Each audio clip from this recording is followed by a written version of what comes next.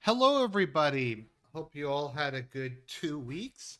As you can tell, I am back from Europe. Just got in yesterday evening. So, in the words of myself summarizing the words of someone else, trust the plan. The Earth Hello, is flat. everybody. Patriots Hope are in you all control. had a good 2 weeks.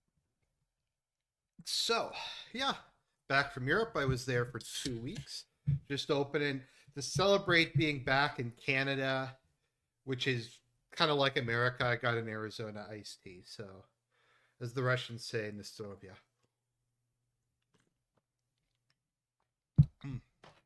That's good.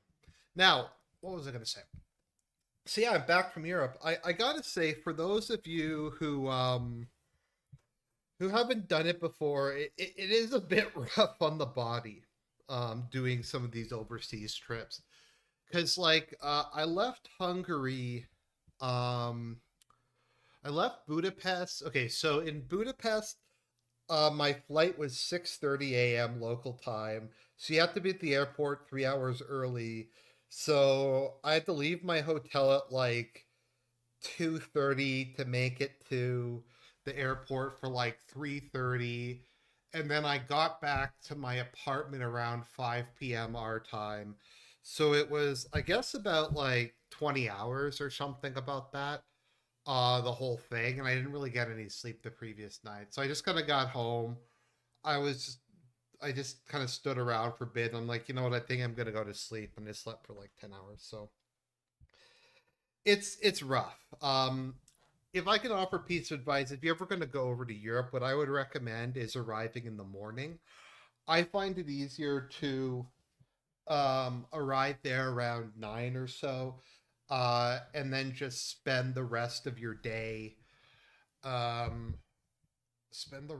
day just kind of exploring or whatever, and just go to bed early. I find that easier than arriving at nighttime. So I got into Berlin at, I think it was about 8:30, so I was able to go to my hotel after that. And then I did a like 3 hour walking tour and just started looking around the city a bit. So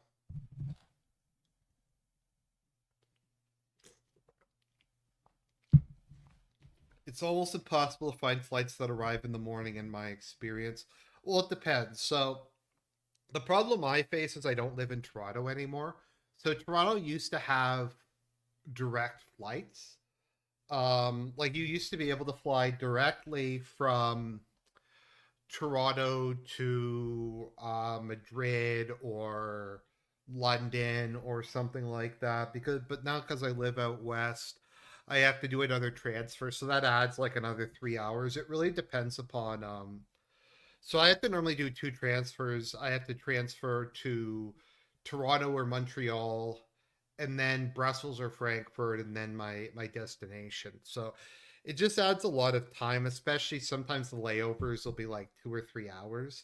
So it can be kind of rough. Um, just before we get into the other stuff, just if people want to ask me about the vacation, I'm just going to talk a bit about it, how I felt about it, stuff like that. I usually fly to Atlanta, great hub to go to Europe.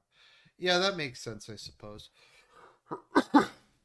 Constantine asks, as a neat celeb, did you get shaken down by immigration customs in any of the countries? Well, firstly, because I was in Europe, there are no borders.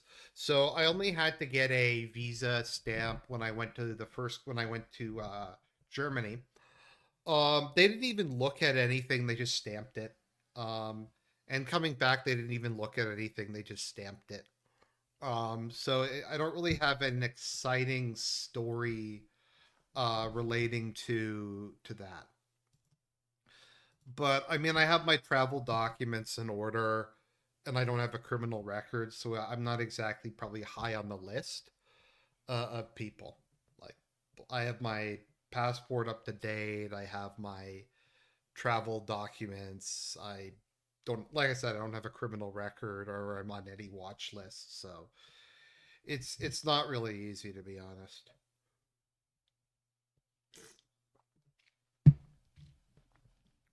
Or did I say it's not very easy? It wasn't too difficult.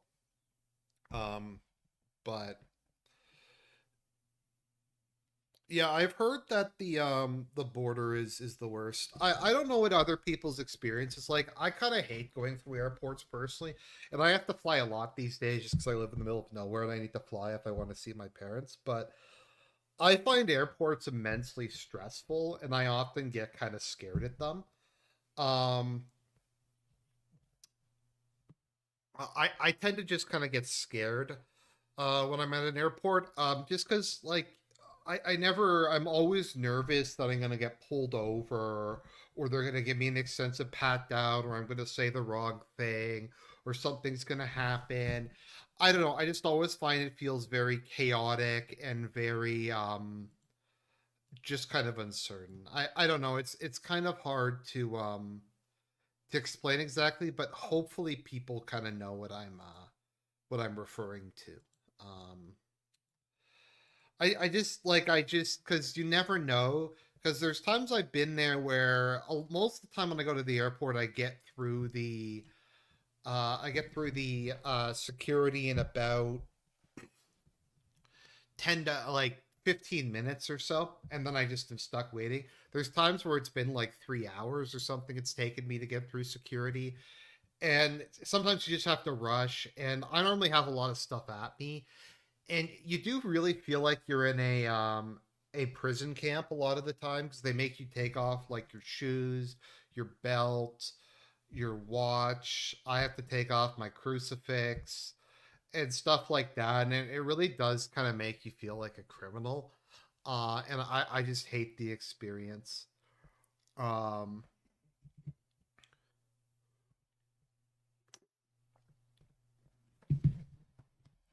Tectonic Warrior says the airports are overly bureaucratic and it's a mess because they try to see if you are a criminal or not, and it is as stressful as being custody by actual cops. Well, I'm just always scared that I'm going to say or do something stupid, or I'm going to forget something, and I'm going to trigger some flag, and then I'm going to get pulled over or something like that. I mean that could all like get that'll all get resolved. I haven't done anything illegal, or I'm not really carrying anything.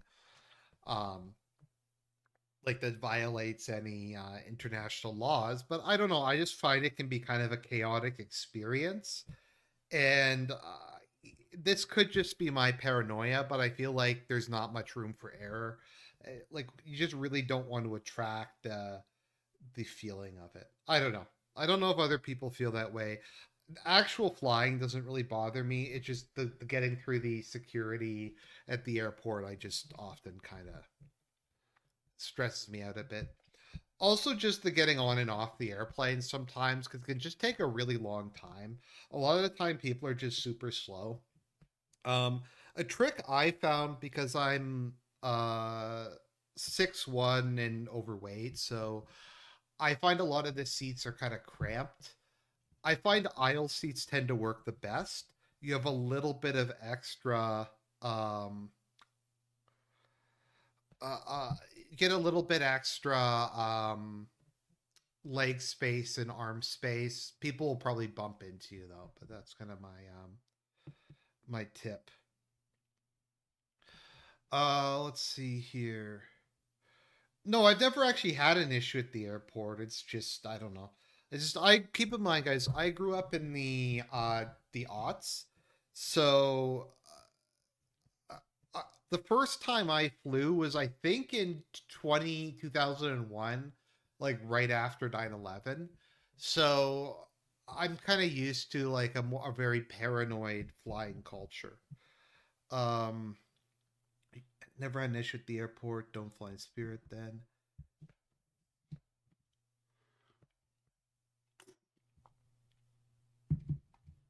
Well, missing connections is rough. Like when I was going to go visit Sir, I had to when I was in Salt Lake City Airport.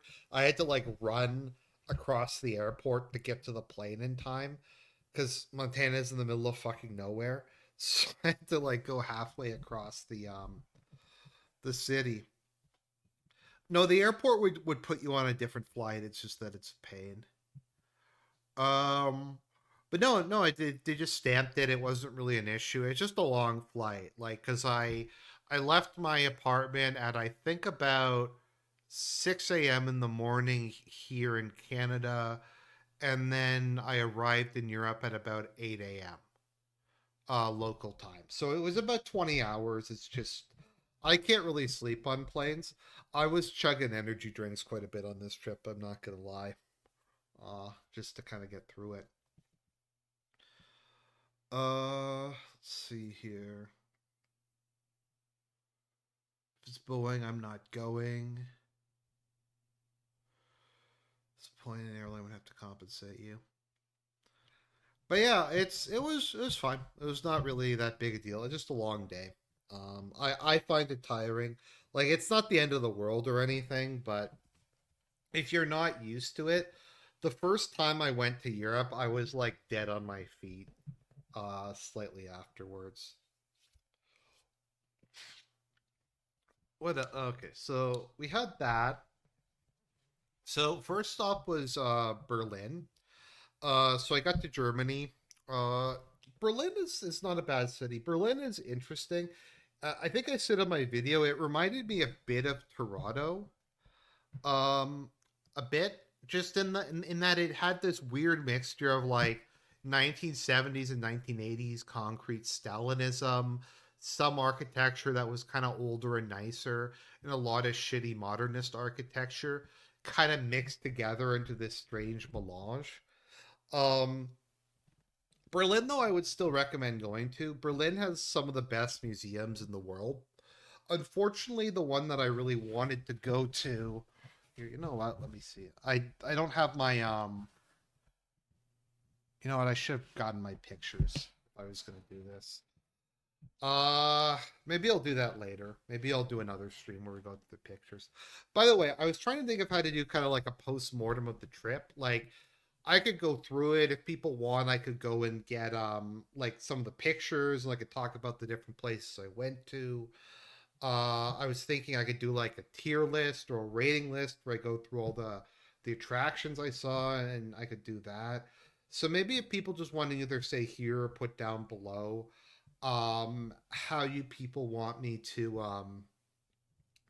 kind of deal with it. I'm just maybe just gonna take some Q&As. But if people wanted me to maybe do some show some pictures I took, or what else would there be? Or stuff, or do a tier list or do a review list or something like that. So just put that down below, and that is helpful to me. I will say though, I think I made very good picks. I think Berlin, even if maybe the city itself isn't as nice, there's a lot of really cool stuff in Berlin. In particular, something that surprised me was the Spy Museum. Now, there's I've been to other ones, specifically one in Washington D.C., but this one was amazing. Like the stuff they had like an original Enigma. They had all these just insane spy gadgets from because Berlin was like the center of spying during the Cold War, so you had just microphones and everything, guns and like mini guns and everything. It was really cool. It was really neat. The stuff about East Germany was really cool. Um, that was pretty nice. Uh, Dresden. I like Dresden. A lot of people told me not to go there. I spent 2 full days there. That was probably enough. I lucked out because they had a special exhibit uh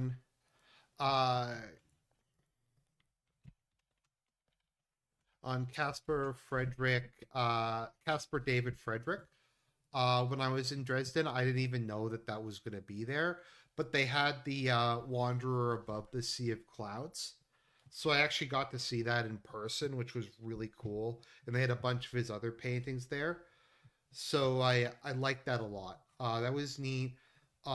They have a the Dresden Castle has like one of the biggest. I think it was the biggest armory I've ever seen. They had like 10 sets of horse armor. They had more horse armor than in a Bethesda DLC. Uh,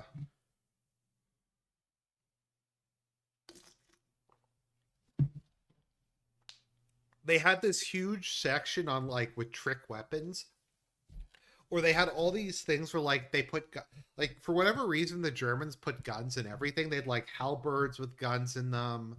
They had what else did they have? There was halberds with guns in them. There was like pistols with axes in them. There was all kinds of stuff. They basically just had like wheel locks and everything. So that was pretty cool to see that stuff. Um, yeah, Dresden was really nice. It was really cool. Um, Prague is beautiful. Prague is not as much of an attraction city um, as some of the other things. Like I didn't go to too many attractions other than Prague Castle. A lot of it was just kind of walking around the city and exploring. But it was really beautiful. I really like Budapest. Budapest just has so much cool stuff to do in such a small area that it was just really enjoyable.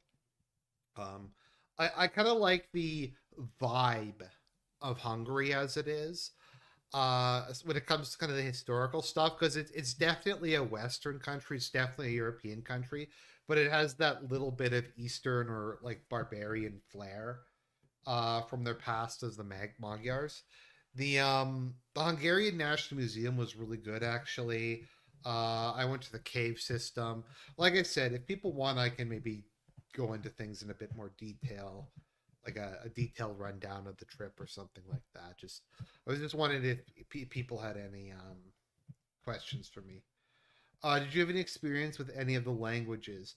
No. So this was actually depressing thought. So as I was coming back home on the plane, I'm like, oh well, I can get back to a place where there'll be no language barriers. I'm like, oh, actually, wait, it's probably easier to find someone who's a fluent English speaker at a at some sort of service industry establishment in Europe than it is in Canada.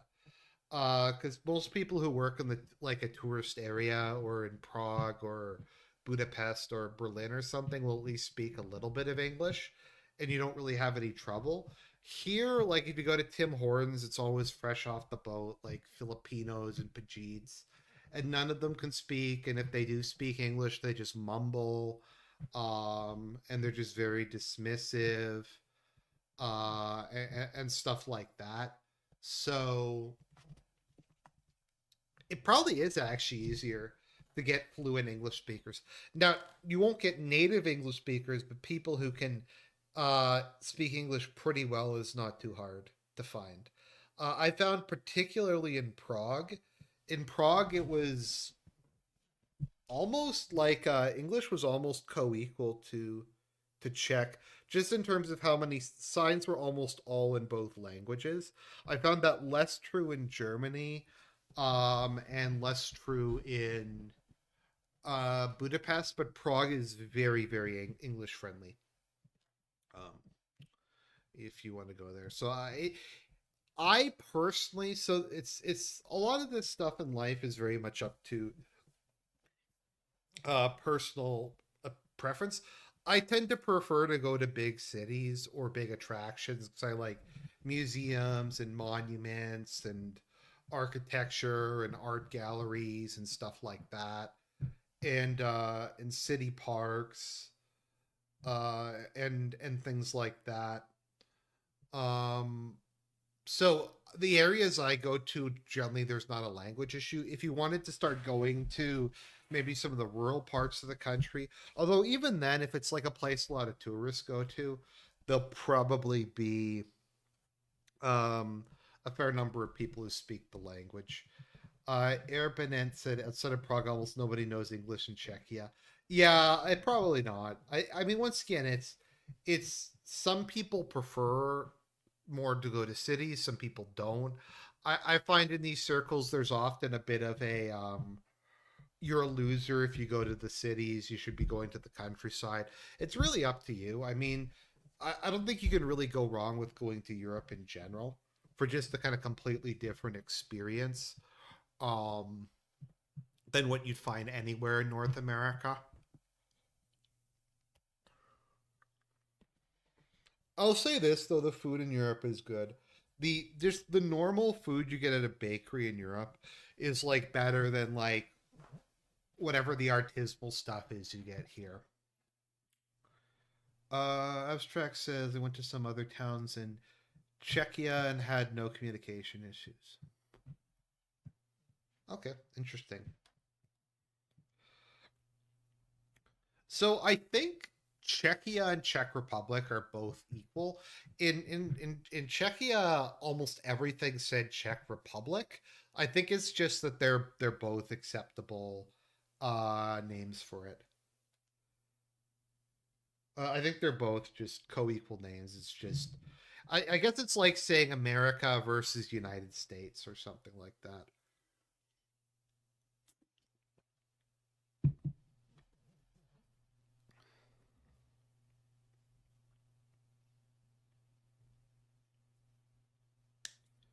So yeah, so that was cool. If you're only 3 days in the country you've never been to, it's completely normal to go to the big tourist trap rather than the countryside. Yeah, it's also just a pain because you have to figure out all the trains and stuff or rent a car, and I just don't really want to do that in Europe. I mean, if I go to the US, it's not that big a deal, but I don't know. I just find the logistics of it can be kind of annoying to have to deal with. If you're only 3 days in the country you've never been to, it's completely normal. Okay. How's Rain? Rain has been super affectionate since I got back. When I was sleeping last night, she basically just sat on me all night.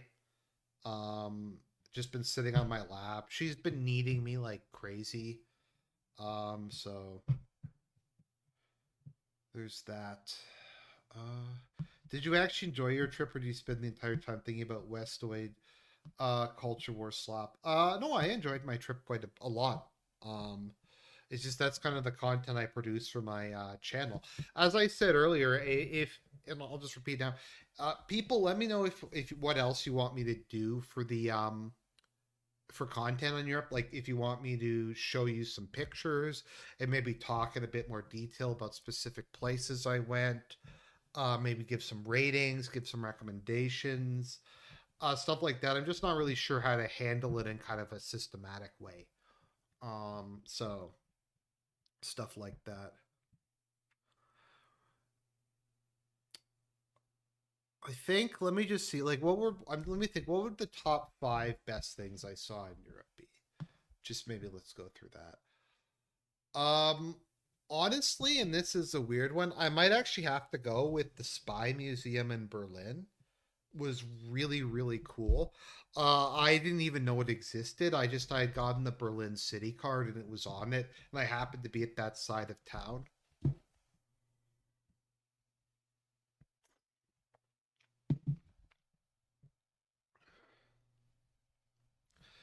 Um, and like I said, it was just amazing. They had all kinds of just old. They had a lot of displays on like really old intelligence stuff, like from ancient Roman, ancient Egyptian times. They had a whole bunch of stuff about actually Nazi intelligence organizations during World War II, which is stuff that I'd never really heard of before. They had a couple original enigmas, which was cool to see in person. Um, like I said, they had just like I said, they just had a lot of like a truly massive collection of gadgets from the Cold War, like just cameras, recorders, guns hidden in things. It was just pretty amazing. And then they had this whole section about like known defectors during the Cold War from East Germany to West Germany, and that was really neat. So I'd put that up there.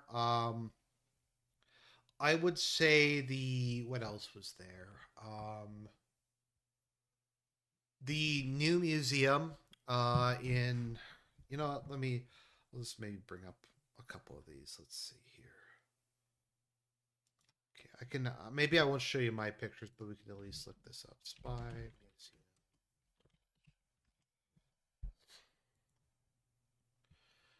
Uh Oh yeah, so one of the cool things they had there actually was there's a laser maze.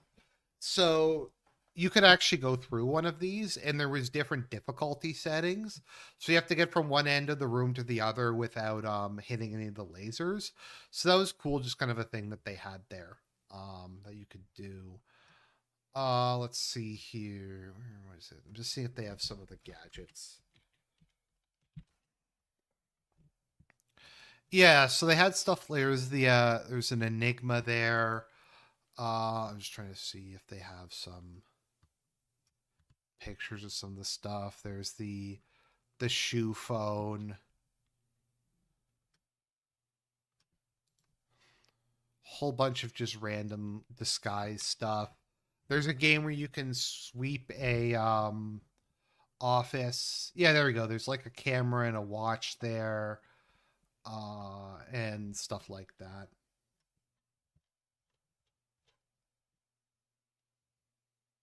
Did I go with anyone? No, I just went by myself. Um, I just went on my own. So I put that up there. I would say the new museum in Berlin uh, is I would put there. So the new museum is the Ancient History Museum. So they had the famous bust of Nefertiti there, which is I think might be the single biggest tourist attraction in Germany. It's just the quality of the ancient Egyptian stuff they had there was just incredible. Just a lot of this. Once again, maybe I'll do a video where we just go through some of the stuff, but just uh the quality of the stuff was just was just amazing. Like a lot of the stuff looked brand new. Like you had once again, I'm sorry if this is not displaying very well. Just a whole bunch of sarcophagi. This was kind of a cool central area where they had a whole bunch of different ones from different eras. Let me see. Where's the green man? Let me see if there's green. Yeah, this was a really cool one. It looked kind of like Lord Voldemort, but you had like this statue, for instance, which was really cool to see in person. Unfortunately, the Pergamon Museum is closed for the next decade, or something like that, uh, because it was falling into the river. So I didn't get to see the gates of Babylon. But yeah, there's a lot of cool stuff at the new museum. Ironically enough, let's see. Uh, does it have like pictures here?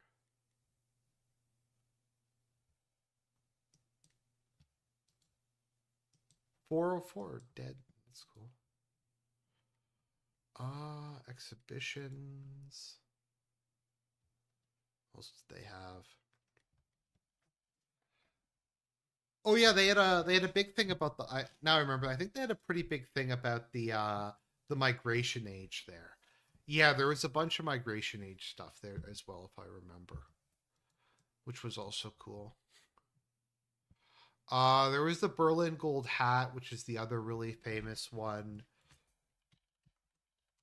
Which, if you haven't seen it, is just this giant gold hat. Was pretty cool.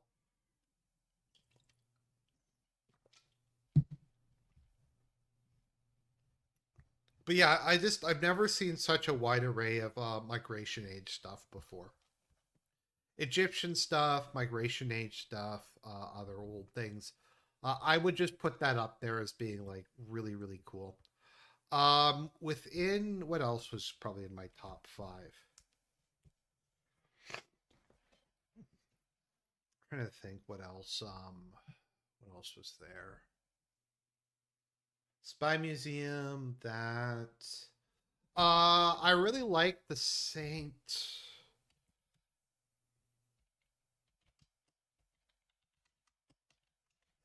Think my favorite church I went to was the Matthias Church.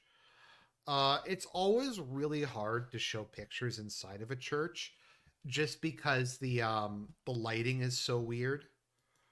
Let's see.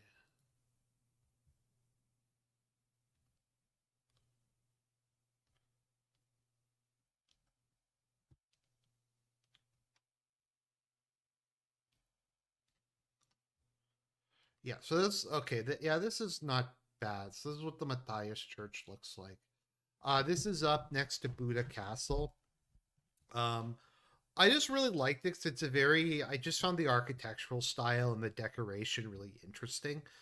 The guide said that it was just kind of an amalgamation. It's been just changed so many times by so many different rulers that you just have like this mixture of Gothic and Byzantine and Hungarian and Central European and Eastern European, and it just kind of comes together. And I just really like the how it the overall design of it. Um, just like looking at this, for instance, I just see like I see some kind of Ottoman influences. I think this was briefly a mosque when the Ottomans occupied it.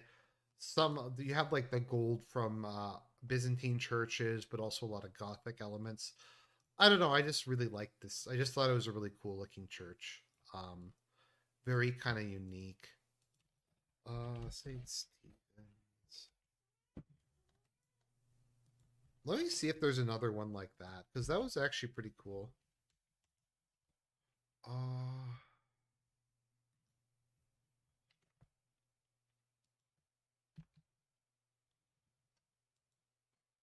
360 cities. Okay, let's see. Budapest.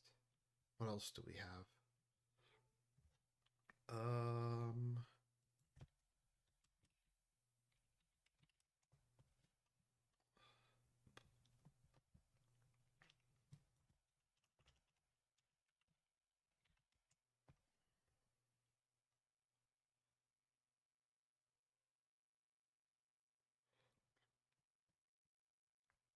Saint Stephen Basilica is also really cool. Once again, you kind of like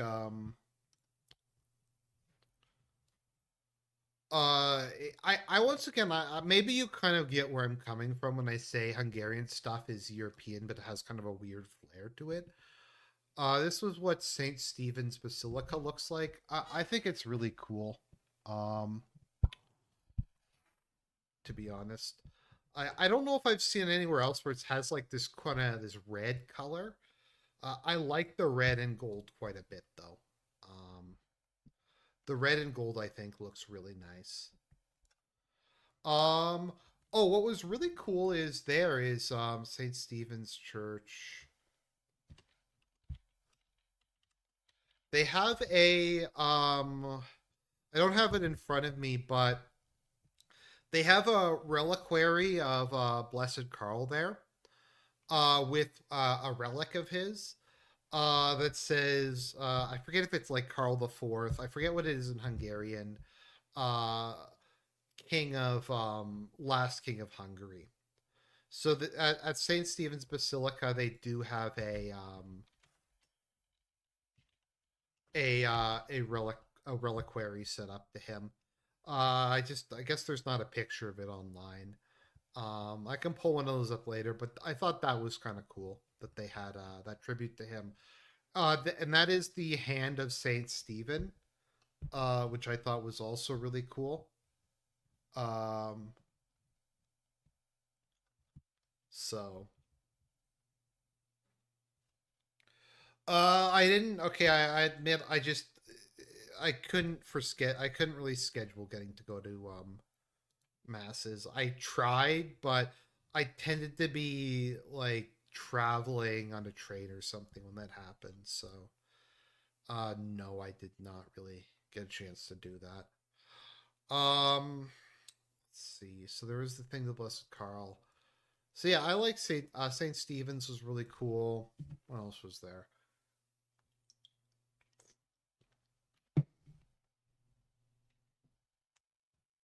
Prague Castle was really nice.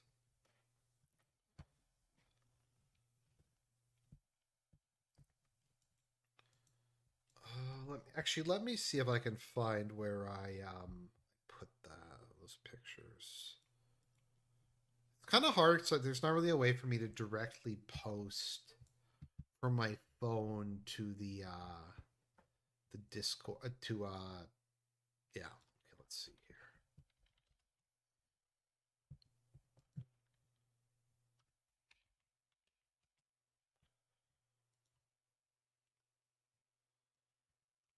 Okay, there we go. I found it. I had posted in other groups. Let's see.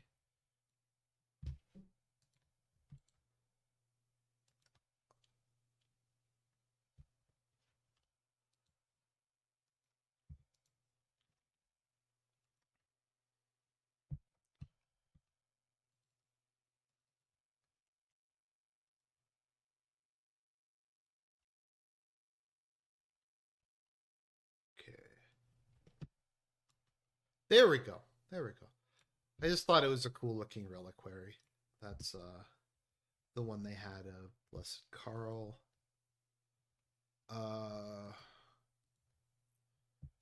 I just thought it was kind of funny. I don't know. It's just not the way I normally expect a reliquary to look, but I think it looks nice. So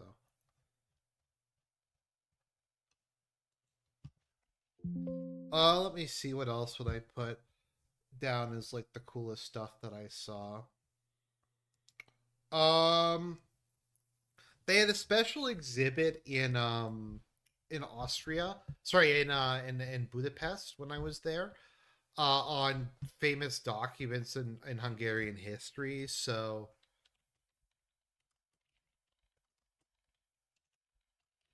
they actually had the pragmatic sanction there. One of the original copies of it was actually there, so I got to see that, and they had a copy of the Treaty of Trianon, so I got to see that as well.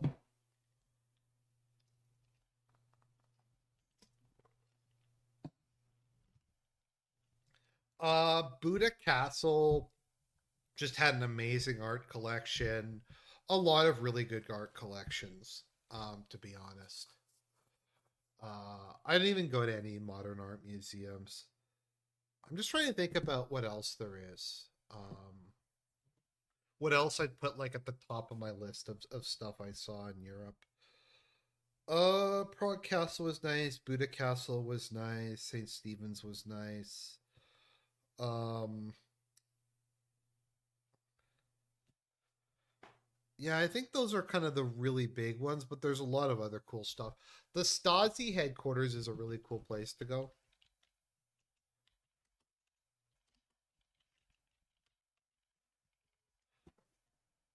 The former Stasi headquarters has been turned into a museum, which is actually really cool because they have a lot of this stuff laid out just as it was back in the 90s. Sorry, back in the 80s. And they just have a whole bunch of exhibits about the Stasi and the how they spied on people domestically and stuff like that. And it was just really cool to go through there. Um, Oh yeah, now I remember. Okay, the other thing I saw that was I was really not expecting to really care about was the German Museum of Technology. So I had gotten a city card and I didn't even I just was trying to get my use out of it and I happened to be in the area and I'm like, "Oh, there's a German Museum of Technology. You know what? I'll just go there and take a look at it." And it was like incredible. They had so many let's see here. They had this massive collection of early computers. Like they had like the some of the first mechanical computers. They had like the complete ones from the 19 like 50s and 60s. A bunch of information about them, like iron core RAM and stuff like that.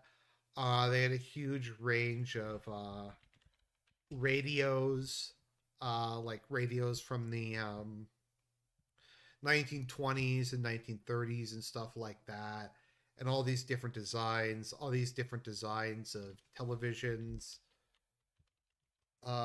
They must have had, um, Yeah, so they just had a whole bunch of that stuff. They must have had probably like 30 different aircraft there.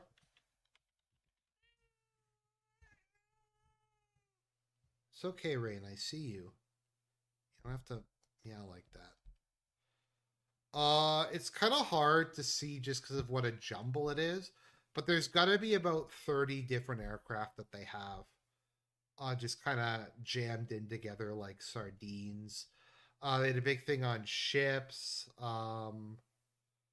There's a lot of really cool stuff. It was really neat. It was something I just kind of went to on a so I had an extra couple minutes, but I could have easily spent a day or two there. Um,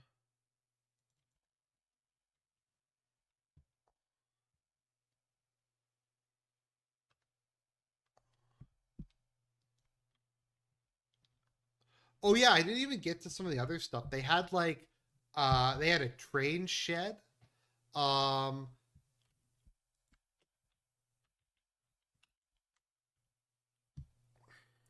yeah, they have this massive shed. I didn't even get to. I didn't have time to go to.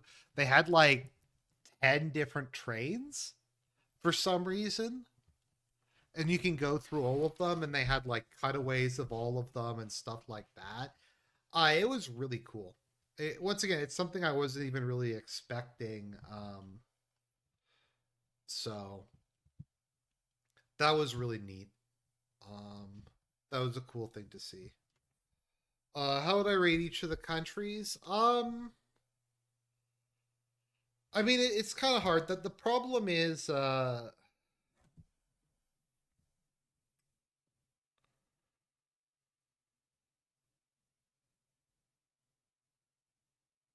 I think honestly, I would probably go Germany, Hungary, Czechia.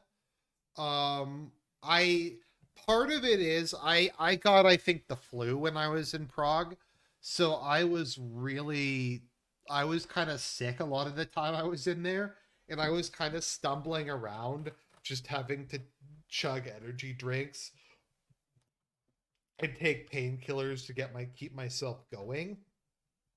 Like when I came back at night, I would have like the chills and stuff like that. So I wasn't particularly like all together when I was in Prague. Um, but yeah, I'd say all four of these places I went, I definitely recommend. Um, Berlin is very expensive though. I mean, they're all pretty expensive relative to how wealthy the country is, but the best cure for yeah. So I admit I've never had beer before because I don't really drink. I tried beer at a couple different places in Europe, and I couldn't finish it. I just didn't really care for it. I know that's gonna piss a bunch of people off, but I don't really drink, so um, I didn't really care for the taste of it. So I'm sorry for disappointing you. So yeah, so that was 2 weeks. I saw a lot. There's other things I could have seen. I'm North American, so we only have like 3 weeks, two to 3 weeks of vacation a year. So I spent it all on that, and I think it was very worthwhile. Okay, so that's maybe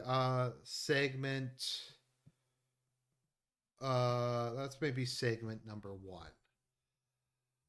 Okay, segment number two.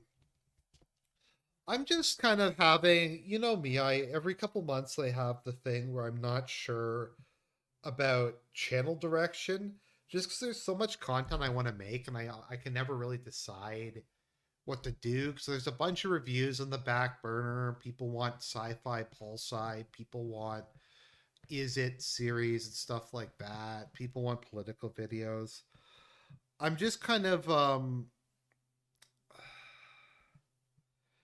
yeah, I'm just not really sure um where to kind of focus my attention is kind of it. I'll have to think about it a bit just because yeah, like there's a bunch of things I haven't even really been able to get to yet. Um I have like a dozen movies or animes on the review back burner that I just never seem to get around to. The Is It series I'd like to do more of because people enjoy those, but I don't know. It's always hard to pick what you're gonna do. A lot of it is just kind of based on what I want to do on that particular day or what I'm in kind of the mood for. You should do content you're interested in unless MFers are paying you. Yeah, that's probably a good way of putting it. What I had considered doing is I technically do have a Patreon. I just don't really advertise it, and I only have a couple people give me money. I was thinking of maybe trying to resurrect it, and it would be around me reviewing or watching bad things. So like people could vote for me to watch shitty movies or shitty TV shows or something like that, and like either doing just a full commentary track or a full commentary track or something like that as that sort of thing. So I thought about that just because there's some things I like almost would watch, but I'd only watch if I was paid. Like I would need a lot of money to watch Indiana Jones 5. I think I've said that. To watch that, I would need a lot. I'd kind of like to do a review of Megaopolis, but I almost want money to have to sit down and watch that. There's a lot of bad things, so just I'll think about that. But it is what it is. So, anyways,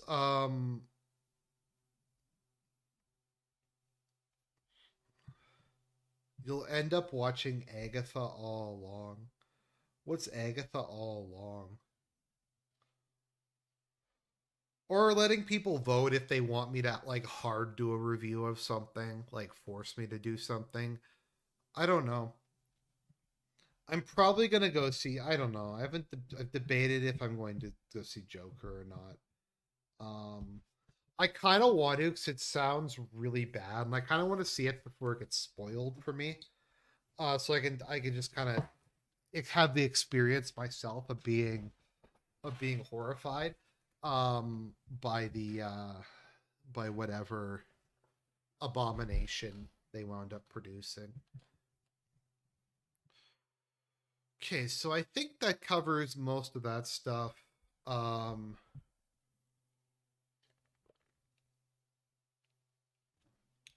let's start off by talking about let's talk about Project Ukraine at the moment. So Schrodinger's war continues. Can anyone remind me what is the other map site? The map site that's better than Deep State UA? I can never remember which one it is. I always just get mixed up when I'm doing these. Anyways, it doesn't matter. So Project Ukraine has not really been going well. To be honest, it's kind of been a bit of a mess at the moment. Obviously, you had the fall of where is it? Wow, my brain is not working today. The fall of Vugladar. Let me see, where is Vugladar again? Uh, what is show prep, anyways? Who needs show prep? I don't watch Marvel. Ugladar. Yeah, I don't remember where it is in Ukraine. I think it's close to the south.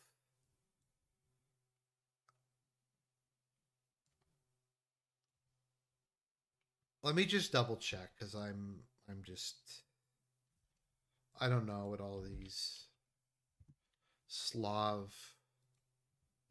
nonsense is. Okay, Vugladar is okay, so it is in Donetsk. Um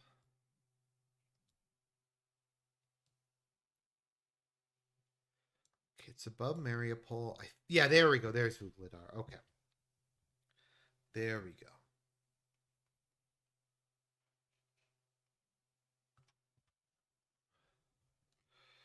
So, Vuhledar has been one of the most enduring challenges. I Constantine, maybe you can correct me. Did the Russians, was it a city the Russians fought over back in 2014 or not? But they've attacked it, I think it's like 5 or 6 times over the course of the war. It was one of their last remaining fortress cities in um, one of their last remaining fortress cities in eastern Ukraine, because they had a couple big kind of anchor ones at Daevka, Bakhmut, uh, Chasiv Yar. I forget what the other one was.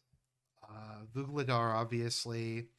And these were kind of anchor points. These were cities that had a lot of high-rise buildings in them that were just very defensible.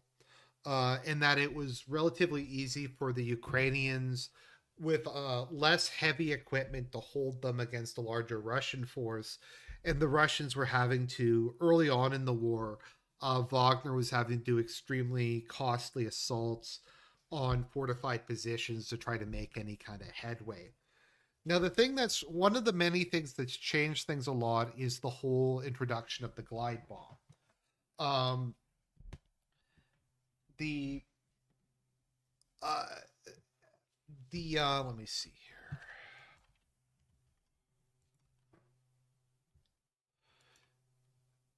The buildings, the Soviet construction buildings are actually strong enough to withstand artillery. My understanding is that artillery does not do a ton of damage to them. Um, okay, I'll bring that one up in a minute. It'll punch a little hole in them, but artillery is not strong enough to break through Soviet era construction. So they would be firing artillery at it. They'd be hitting these with drones, and it would do a little bit of damage, but they would still ultimately, to take it down, have to directly assault it itself.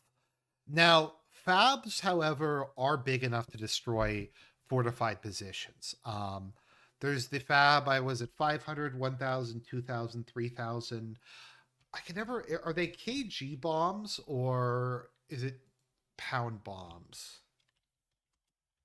I'm Canadian, so I'm used to, okay, it is kilograms. Okay.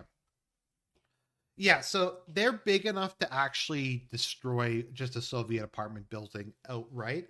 From my understanding, artillery is not that effective against fortifications compared to aerial bomb to air bombs. Probably because fortifications tend to be designed to defend from either from the front or from, like, I guess, kind of an angle. Um, Whereas, and it's kind of dispersed, like I forget how much explosive they have in an individual artillery shell, but it's more of an anti-personnel weapon, whereas these big fab bombs are much better against these large buildings. So that was partially what kind of changed it up. But yeah, they had these various.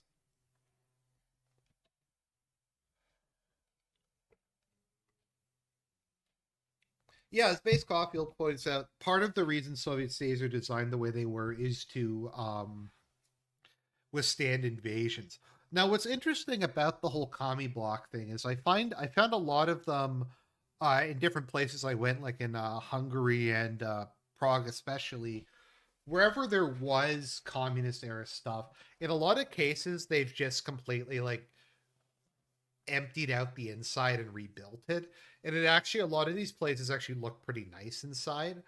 I think they kept the foundation because the foundation is very stable and very robust, but they've completely gutted the insides and they made them a lot nicer. Okay, Yori says 6.86 in a 155 millimeter shell. Yeah, okay, so there we go. Yeah, so that was kind of the thing. So I think Vuhledar, and Constantine, you can correct me, I think it's their last remaining fortress city in eastern Ukraine. because there was a series of fortress cities that were the key points. They were major supply hubs, they were major artillery positions. Basically, the Russians had to take them if they wanted to go forward. Now, maybe just a bit of a side note about what the purpose of fortifications often are, particularly what the purpose of castles are. So so the point of what a castle is I think people don't necessarily understand it. A castle is basically an aircraft carrier, a stationary aircraft carrier. What I mean by that is if somebody invades your country and there's a castle there, obviously they can just go around it. But if they go around the castle, that and within the castle you have some cavalry or some light horsemen or something like that, those guys can come out at any given time and they can hit you from behind. They could raid they can raid your base. They can destroy your supply lines. They can do all kinds of stuff. So the problem is if you're invading a country, you can't really bypass castles or fortifications because it gives you the ability to, because then they will just sally out and destroy your supply lines in the meantime. So that's kind of the issue that you come across. And actually sieging a castle, particularly in the olden times, was very difficult because in Europe it gets cold in the winter, and generally the people in the castle will have food, they'll have water, they have protection from the cold and stuff like that. And sieging a castle is very difficult. So once again, Russia can technically bypass some of these, but it means having supply lines that are exposed to Ukrainian artillery. It means having like vulnerable areas and stuff like that.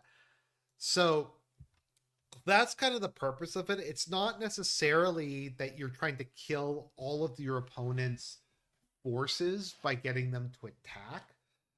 You're trying to kind of screw up with their entire logistical and strategical position. Is kind of what they're doing. So what happened with Vuhledar, and I actually got really disgusted by this. So it was is it the 70 Constantine's the 72nd Brigade, I think it was, um, who was asked to hold Vuhledar. Yes. Yeah, it was the 72nd Brigade.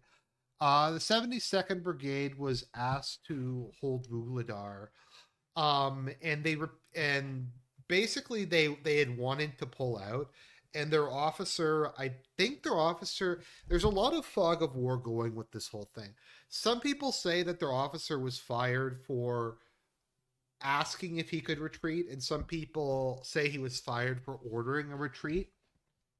So they basically just kind of got surrounded and overwhelmed, and they weren't able to really retreat in time because they didn't want Vuhledar to fall while Zelensky was in America. So the 72nd, which is one of the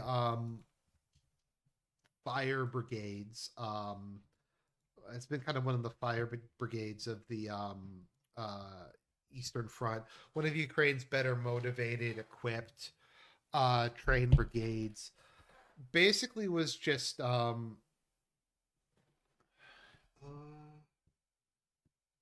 save face. Yeah, so they were told to just hold the position, and they were not allowed to retreat. And then Russia was able to surround them. Now, there's a difference between surrounding someone and having fire control. Fire control means you can hit every position around. So, like, fire control means you can hit everything in a 360-degree and people coming into the location, leaving the location. It doesn't necessarily mean you're physically occupying the whole area, but they got fire control of it, and the brigade was just completely trapped in there. And when they finally were given orders from their commander to withdraw, they had to basically in small groups sneak out across like swamps and forests and stuff in the middle of the night and try to get out of there. With I would imagine a minimal amount of food, a minimal amount of water, with artillery firing at them. the Russians basically were just slaughtering them basically as they left. I don't think they were allowed to surrender either.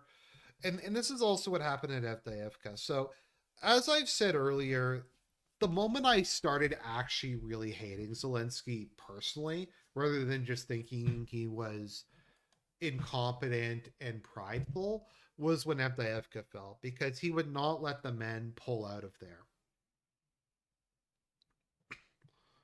Operational encirclement. Yes, that's what I mean. Sorry, that's not. Yeah, fire control operation encirclement. Yeah, basically sieging. Um, yeah, so they weren't allowed to pull out of Avdiivka either. So Russia was able to surround it. They weren't allowed to surrender and stuff like that. So it just turned into a massive slaughter. Even after it was clear that they were not going to be able to pull out, they were just basically told to fight to the death and just to die for their country in impossible situations. And this is just something we've seen repeatedly throughout this war, wherein Ukraine will send in it's frankly heroic brigades. A lot of these people are honestly heroic. The degree of courage that they display, like to stand and fight and not run away and not surrender when they're facing a vastly bigger force that has aircraft and drones and artillery and stuff like that. And because Zelensky doesn't want to look bad on the 8 o'clock news, he'll just lead them there to get encircled, and he won't even let them surrender. And sometimes at the last possible minute, after it's been overrun, a couple people try to sneak out on their own through whatever little locations they can find. And that's what happened there. So the 72nd Brigade got completely destroyed, as everyone expected. There's only a couple hundred men left. But from my understanding, what's left of the 72nd Brigade is being rushed to another location. The guys who survived Vuhledar um, are immediately being thrown back into battle. So, as I've said many times, and this has happened during Avdiivka, when basically just all these brave Ukrainian soldiers who had been fighting there for 6 months, who had just been like, I can't even imagine the trauma of it. And when Zelensky was like, no, you guys just have to fight to the death, I'm like, dude, they're surrounded, they're out of ammunition, just let them surrender. Let them surrender. Like, they've done more than anyone could have ever asked for them. And he just said no. And then they, like, it just, it really bothers me. Because, I mean, you can like Ukraine, you can hate Ukraine, you can like Russia, you can hate Russia. But I don't like seeing brave men thrown away so Zelensky can look good. Zelensky, Blinken, Zaluzhny, Budanov, Sersky, Biden, all these assholes don't deserve brave men like this to die for their retardation. Like the spring offensive, and stuff like that. Yeah, no, they needed to keep Vuhledar for Zelensky's trip to meet the UN and Kamala and Trump. Um, that was the reason that they wanted to keep it, and all these brave dudes got killed as a result. Um, which I just, as I've said, I've said many times, I think it is a noble thing to die for your country. Okay, Zaluzhny actually cared, but he was kind of incompetent. That is fair. He was inept though. Um, but it is a noble thing to die for your country. It's just you'd want that sacrifice to not be done in vain at the behest of these fucking man children who run this. Uh,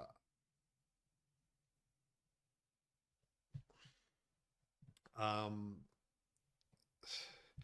like if you're sacrificing your men to serve like a purpose, that's one thing. Like if you're sacrificing a piece of your army as a rear guard so the rest can get away, or there's another offensive going on, or there's some strategic or operational reason, I get it. But at a lot of this point, it's just that they're trying to save face, or they're trying to make up for their incompetence of not having built any further defensive lines.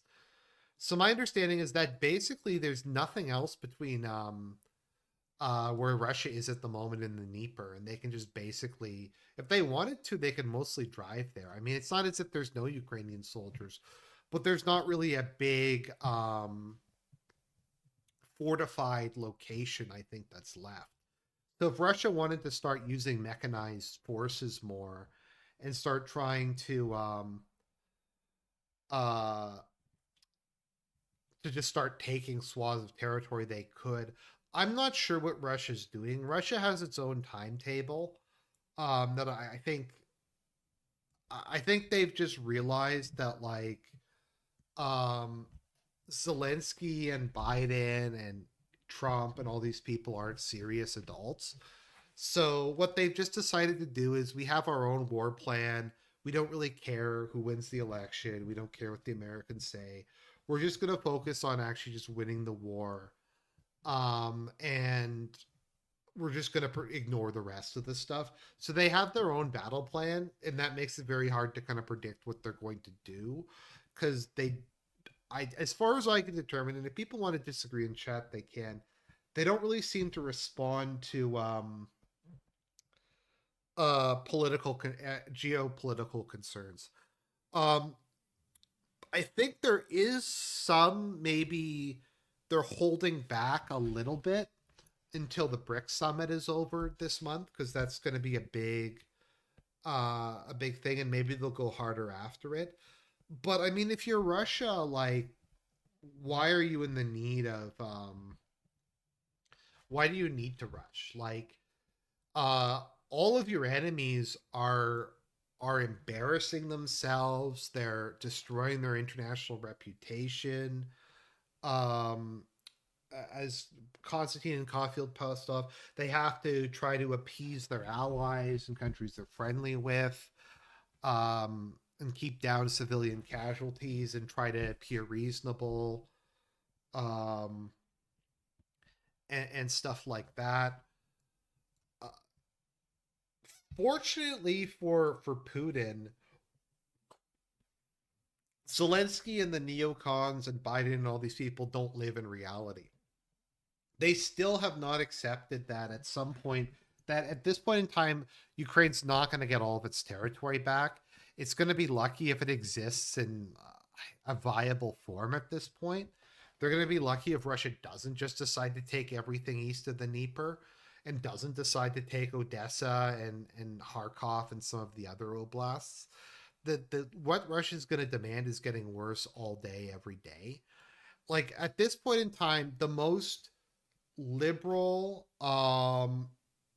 extreme Russia appeasing position that you have is that they're going to freeze the current front line, and what's left of Ukraine is going to join NATO, and then they're going to apply Article 5 to what remains of the country, and that's their like plan, and that's as far as they're willing to go.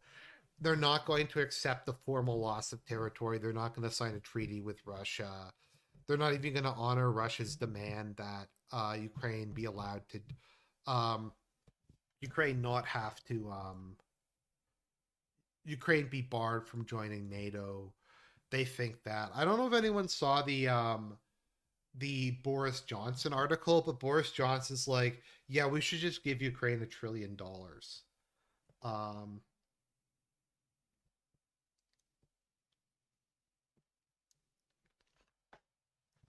Yeah, as Mayfair points out, Russia has largely not interrupted the civilian lives. Like Russia's economy is actually doing very well at this point in time. Putin went out and found other trade partners. They're doing extremely well in the diplomatic stage because Blinken's so incompetent and Biden's such a retard. There's also the whole nonsense going on in the Middle East. Let me see if I can find this.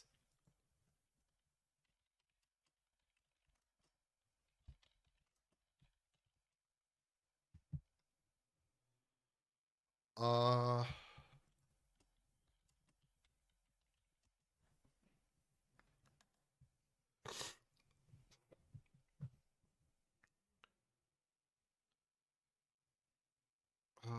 I'm not sure.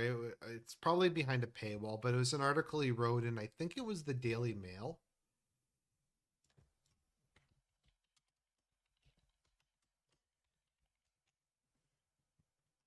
Okay, it's time to let Ukraine join NATO now. Yeah. Lease. We need a package of loans on the scale of land lease, $500 billion, or maybe even $1 trillion. We got to give Ukraine $1 trillion. Um, the problem is, like, once again though, how would $1 trillion help Ukraine? The issue isn't money; it's that there's nothing that they can give Ukraine. If there's nothing to buy, it doesn't really matter. How much money you gave them. I guess it would help, like, them uh, keep their government solvent for a little bit of time or something like that.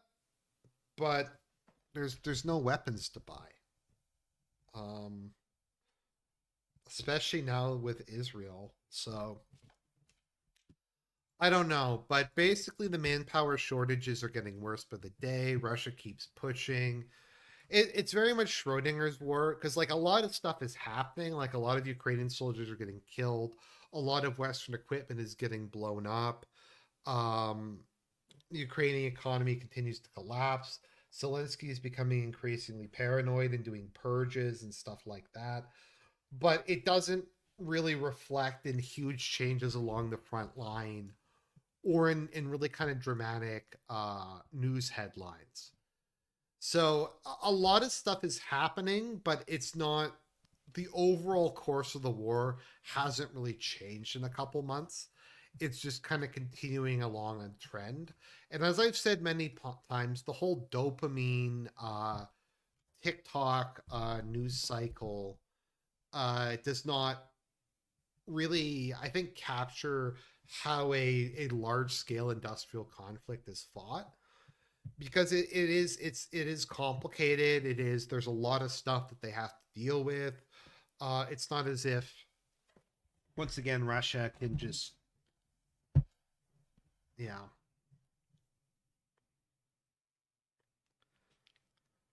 uh by the way, guys, I don't know if you've seen this, but Putin has issued a decree.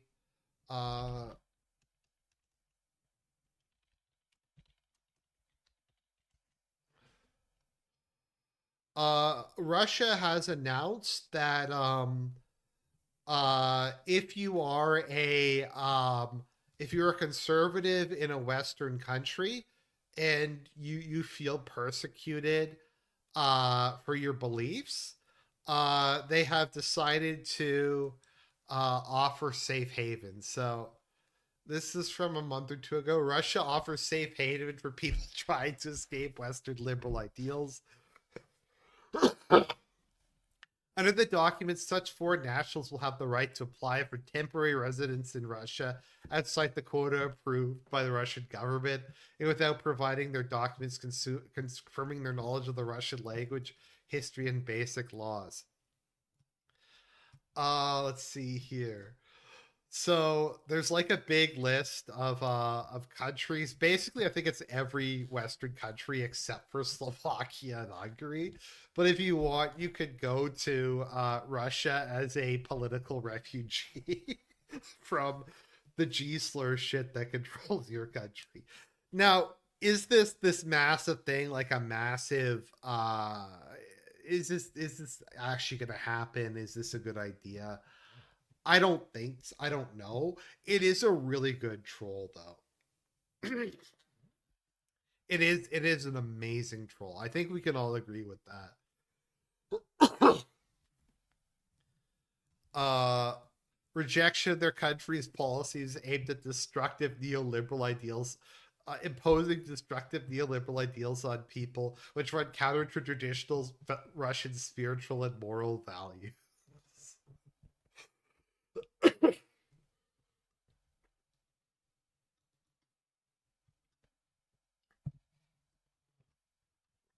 So that is what's being offered. Within America proper, it's clear they just really have no idea what's going on.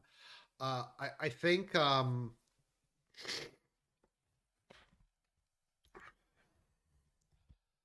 what's going on in Western capitals. Zelensky had his big trip there.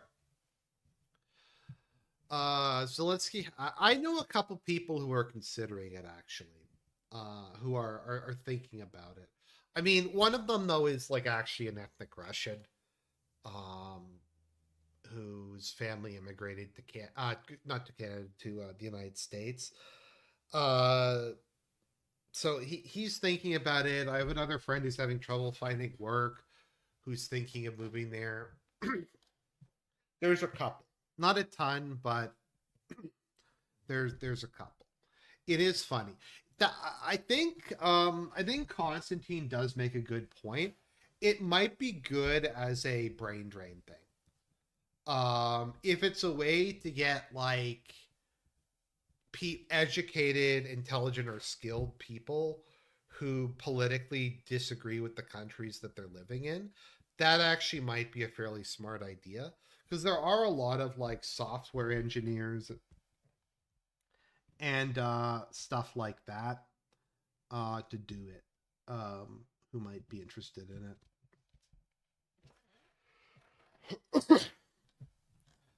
Base Caulfield, they said that it will waive the temporary residency does not require knowing Russian to move there. But my friends in question either speak Russian or would probably be able to learn it fairly quickly or fairly efficiently. Yeah, so sorry. So Zelensky went to America, for those of you who aren't aware, a couple weeks back. He spoke at the UN, he spoke to the Security Council, a whole bunch of stuff happened. And he gave his victory plan. And the Zelensky victory plan is for Ukraine to join NATO. I'm not sure if anybody else has seen this, but he said I have this big victory plan, and basically the victory plan is I'm going to join NATO, and Russia is going to, and America's in Article 5 is going to protect us, and that's his victory plan. um, Basically, it's just an acknowledgement that there's nothing that can be done on the battlefield. There's nothing that can be done on the battlefield. There's no real way for Ukraine to do that. That is the Zelensky victory plan. Is that, and then also using long range missile strikes inside of Russia to try to trigger a war. It's like Zelensky's like, look, guys, just secure the current front line. Just declare the parts of Ukraine that Russia hasn't occupied part of NATO, and then that'll stop Russia. Um, and so the response to that is like, well, Putin's just bluffs. I don't know if anyone of you guys have seen this, but they're just been like, Putin's a pussy. He's not going to do shit. We should start firing the missiles, stuff like that. I think someone made a good point. Like, if Russia never does anything and Russia's always bluffing, why did they invade Ukraine then? Like, why have they been fighting for the last 2 years if Russia always bluffs? I mean, they weren't bluffing when it came to that. They put their money where their mouth is on that one. So I don't know why people would think that they wouldn't be bluffing in other cases. So, anyways, that's kind of what's been going on. Let's see here. ASDF says partially occupied countries can't join NATO. That's why Cyprus can't join. Yes, but you're assuming that they're going to be consistent with any of this stuff. Oh, by the way, I don't know if I covered this or not, but Turkey has applied to join BRICS, which is kind of an interesting development. Um,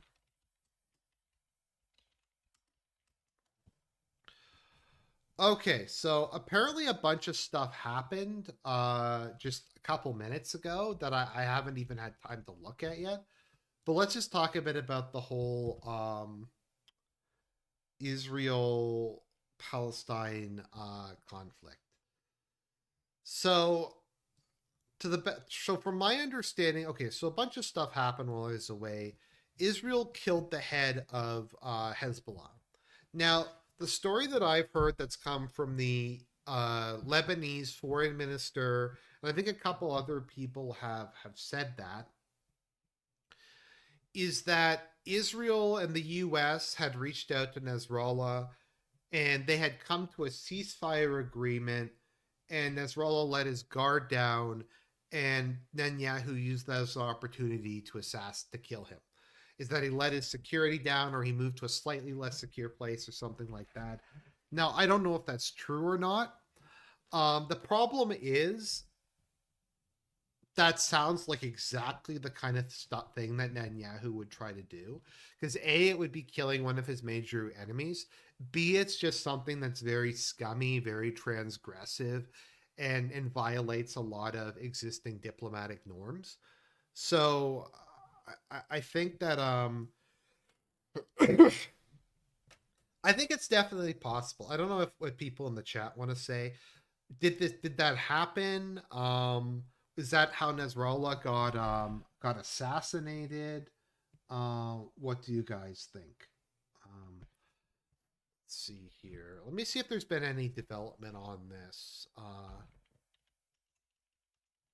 Nas-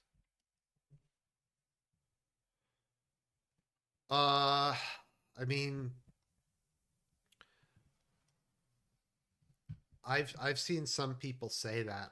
Oh no, an official from the Biden administration. Okay, so I think Biden. So I think this is actually kind of confirmed.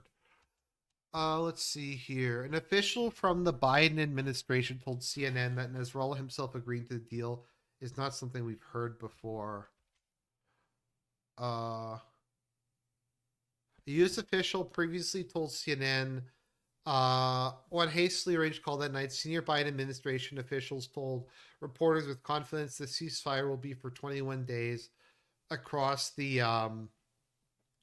Lebanon Israel border. Well, it's an anonymous source, so it's got to be correct. It's got to be correct. Long time lurker here. I hope you had a good time in country Hungary. Yep, I had a good time, great time in Hungary, man. Hungary's a beautiful country. Beautiful country, nice people. Let's see. So, and I just want to complain about this a little bit. Um, oh, okay. Well, if you're having audio problems, just let me know and I can try to turn it up or move closer to it.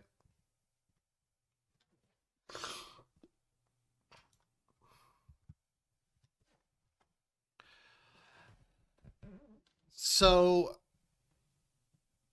this is something that's really been annoying me, to be perfectly honest. This whole lurking at least 10 years, lol. Thanks, man. I really appreciate it. God bless you. I appreciate anyone who finds enjoyment or educational value in watching me ramble on. So, God bless you, man. I appreciate it. I really do. What was I thinking of again? Yeah, I found this has been getting worse over time. So maybe people in the chat, like, do you find that this has gotten worse in the last couple of years? This like anonymous source nonsense, wherein it's almost constantly like it's always an anonymous source, and there's always just all this other like just oh, X person who we can't refer to said this, Y person they never said that, and I've started to make fun of it. Like I've just started to go like make claims and just say an anonymous source told me. Okay, Constantine's saying by far he's seen a lot more, um, but I've seen a lot of it, and it's getting really annoying. Actually, let's just take a field trip to Twitter for a second. Um,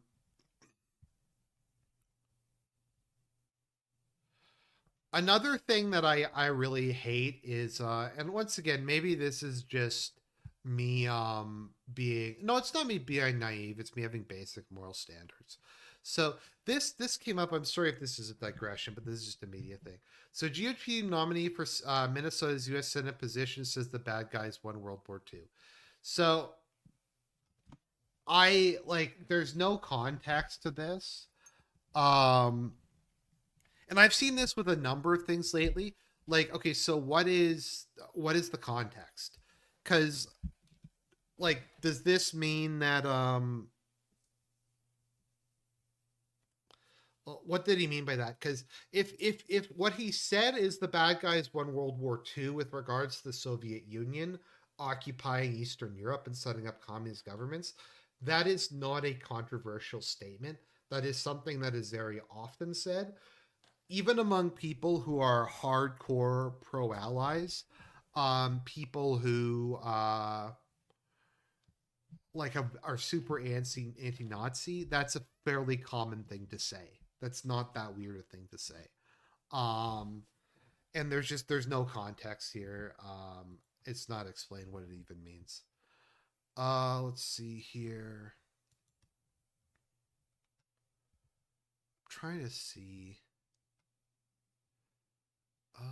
Marjorie Taylor Greene says Democrats can control the weather, although I think she actually did say that. Oh, okay, here we go. Trump refused to give California wildfire aid until how, until told how many people they were voted from. X aid said. Who is this X aid? I don't know. Just, it's some dude. Some dude. We don't know who he was. It's source. Trust me, bro. Source. I made it up. Let me see here.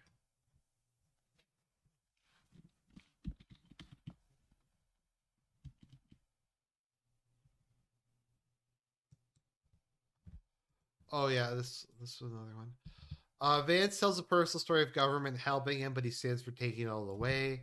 Source, trust me, bro. Let's see here.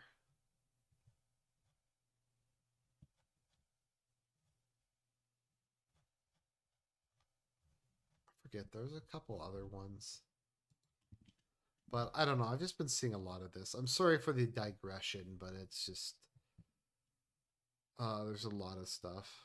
What was this?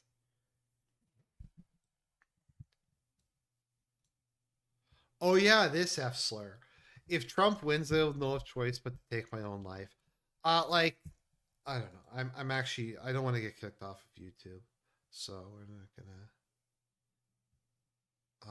do that. Oh, by the way, if you guys haven't watched it, I was on that Good Old Boys podcast. That was really fun. To be honest, I like that. Um, they're cool guys. They're cool guys. We had a good discussion, a lot of laughs. Let's see here. Oh yeah, before I forget, and I recommend this, and I'll post it again. Definitely follow uh Aaron Yumi on Twitter. Great guy. He's a uh Japanese Catholic, and he just posts a lot of stuff about Japanese politics. Like, he does like breakdowns of all the Japanese political parties. He'll go through all the different candidates. He'll talk about like just local stuff that's going on in Japan, stuff like that. He does a lot of posting about Oshinoko as well, but he just has a really good quality Twitter page. Just a lot of cool stuff he puts up there. I haven't really seen anybody else who covers Japan in kind of the detail he does, kind of in these circles. So I don't know, just kind of interesting. Like, he covered the LDP leadership race, something like that. So, anyways, I was talking to him a bit. He's a cool guy. What was I thinking of?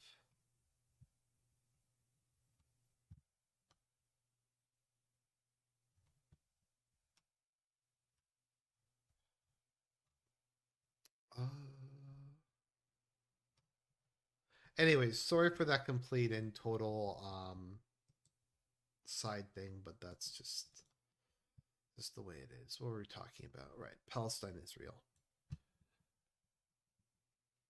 So I don't know.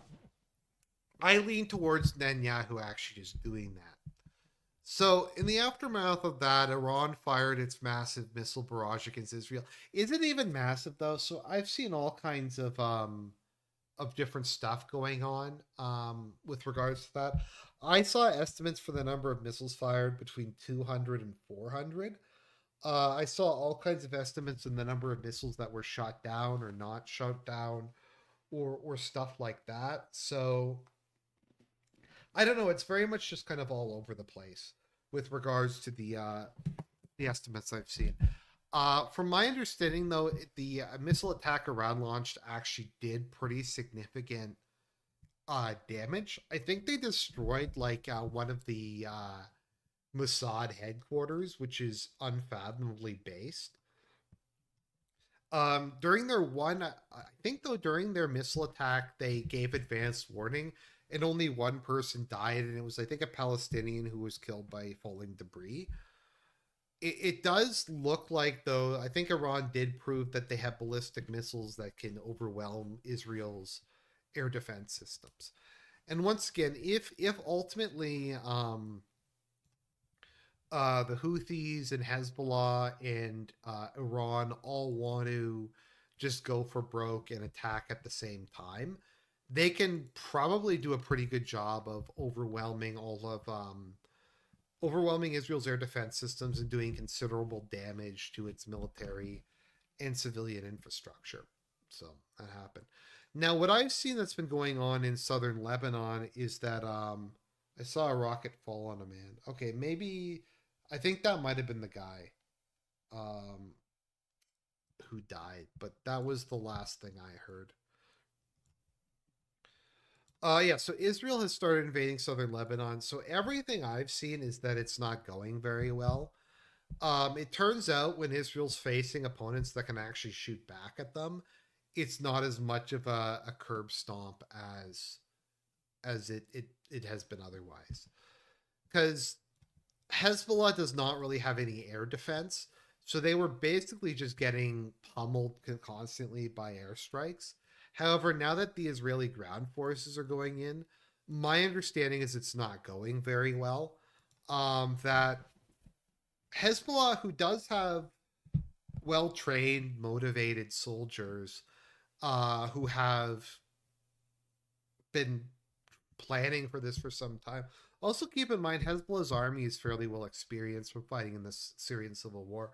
So the Israelis, I think, on the first day took like eight losses. Um, yeah, the IDF says the ground has been rough on them.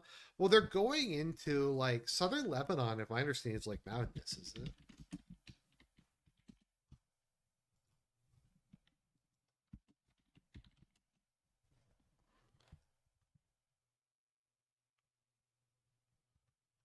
Yeah, like isn't southern Lebanon like mountains and hills and like savannah and stuff like that?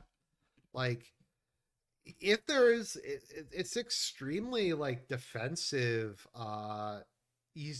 easy to defend territory, especially against mechanized forces. Like there's hills, there's forest, there's all kinds of crags and stuff that anti-tank groups can hide in. It's not really a good place for a ground fight to happen, especially against in sort of asymmetric warfare. Uh, yeah, like if that's what most of southern Lebanon looks like, yeah.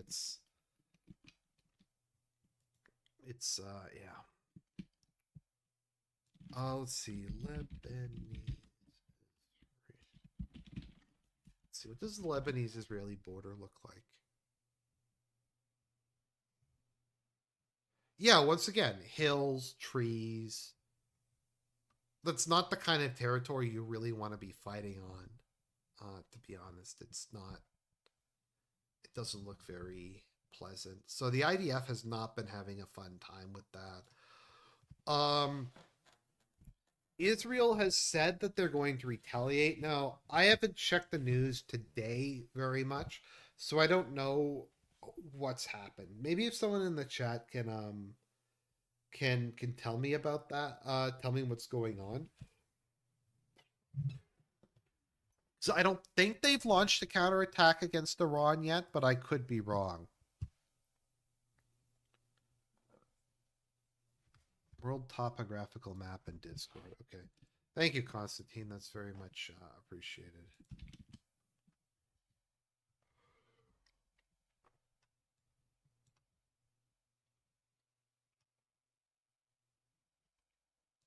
Yeah, that is not the kind of territory that's good for armored forces. That is not good at all for armored forces. They're still debating exactly what they're going to do. Now, Biden has said that he will just support whatever.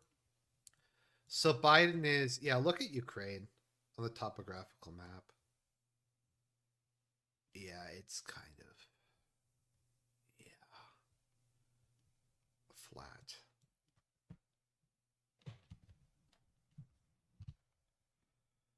Discord invite expired. Okay, well, I'll put one up if people want.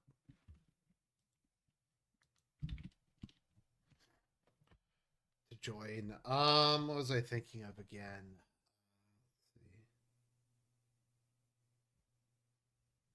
Yeah, so Israel's trying to decide what they're going to do.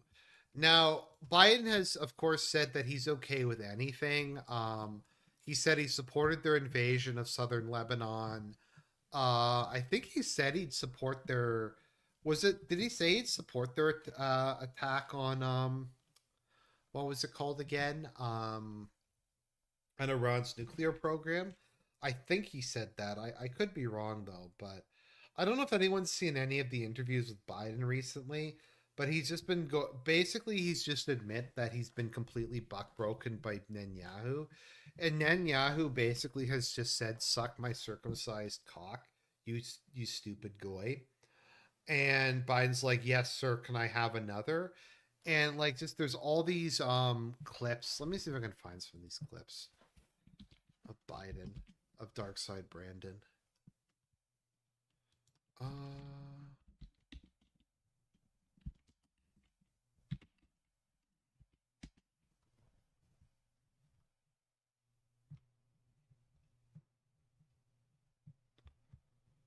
Let's see here.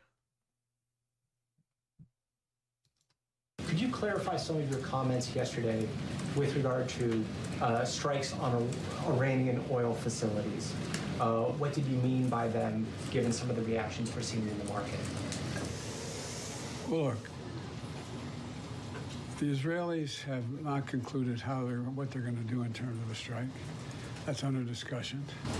I think if I were in their shoes, I'd be thinking about other alternatives than striking oil fields. Good. Thank you, Kareem. Thank you so much, Mr. President, for being here. This week, Senator... I'm trying to find it because there's trying to find this. At my direction, the United States military actively supported the defense of Israel, and we're still assessing the impact. But based on what we know now, the attack appears to have been defeated and ineffective. Trying to find, just because there was a clip of him basically saying that there's nothing he can do. It was literally a Dark Side Brandon like a DSP moment.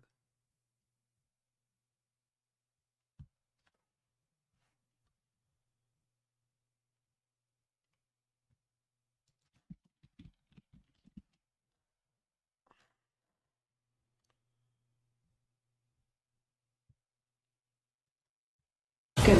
Thank you, Kareem. Thank you so much, Mr. President, for being here. This week, Senator Chris Murphy said it's certainly a possibility. Agenda Free TV, I like to call him Dead Air TV. So I've tried watching his live stream and it's just dead air. It's just him tweeting for like 8 hours straight and providing no commentary. That the Israeli government is not going to sign any diplomatic agreement prior to the election, which is what you have been calling for so long. potentially to try to influence the result. Do you agree? Do you have any worries that Netanyahu may be trying to influence the election and that's why he has not agreed to a diplomatic solution? No administration has helped Israel more than I have. None. None. None. And I think Bibi should remember Is he having a stroke? What the fuck was that? that. And whether he's trying to influence the election or not, I don't know, but I'm not counting on that. You've said many times recently that you want to speak to him, that you plan to. No, I didn't say plan to. I didn't say want to. You don't want to? No, I didn't say that. You're making it sound like I'm seeking and then speaking. Counting on the gratitude of a J. That's not the place that like you want to be, dude. Like there are kind of people who really do not understand the concept of gratitude. Let me see here. Trying to see, because there was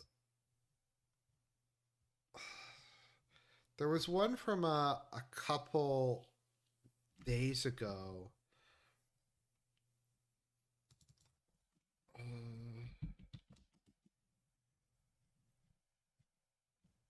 Sorry, I'm just trying to find it.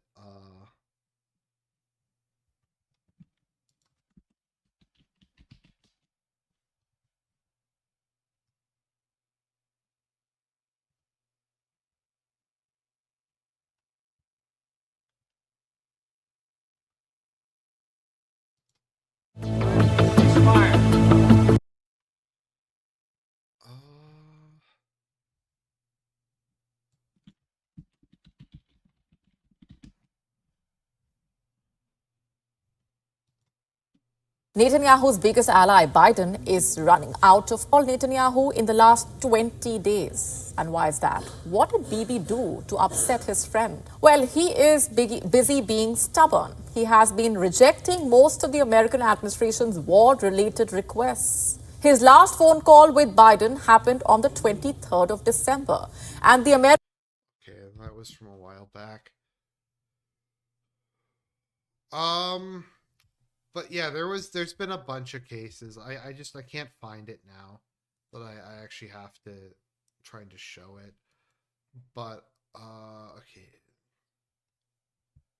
Just trying to see. We have a bunch of people talking about the humiliation, but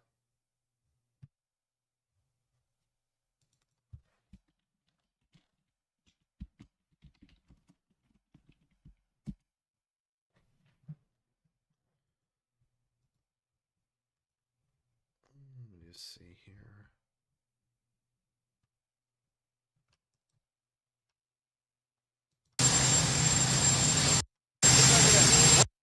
Dangerous to work in our office.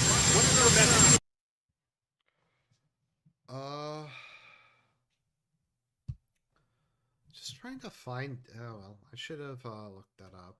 No, Israel has done. The administration has done more to help Israel than me.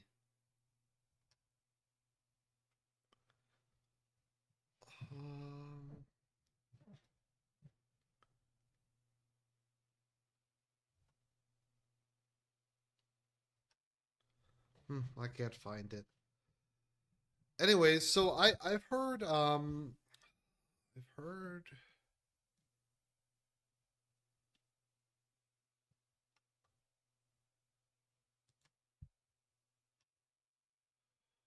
what is this thing about the Iran nuclear attack?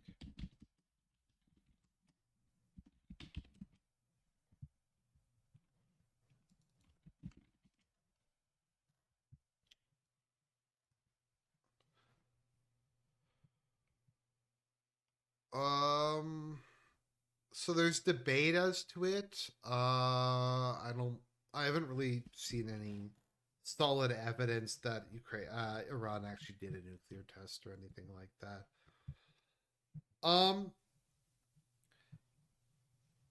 The guys in the Duran talked about it on Friday. They did? Yeah, no, oh yeah, no, they talked about it. I just don't remember where the what the clip was, but anyways. Yeah, so I don't know. I haven't seen any evidence of an Iran nuclear attack yet. By the way, do you guys think that I feel like Anna Kasparian is more, I don't know if base is the right term, but she's a lot less extreme than the rest of TYT. I haven't really followed it for a long time, but she seems to actually come out with decent takes every now and again. And kind of humiliates her boss. And just seems substantially more likable than Shank is. But then I guess like anyone's more likable than Shank. Shank is one of the least likable people who have ever lived. So, anyways, I think that's about it for today. If people want to post what they want me to do to cover the experience of my trip to Europe. Do you want pictures? Do you want a tier list? Do you want review like me to do some kind of rating or stuff like that? Let me know and post below. But anyways, God bless everybody,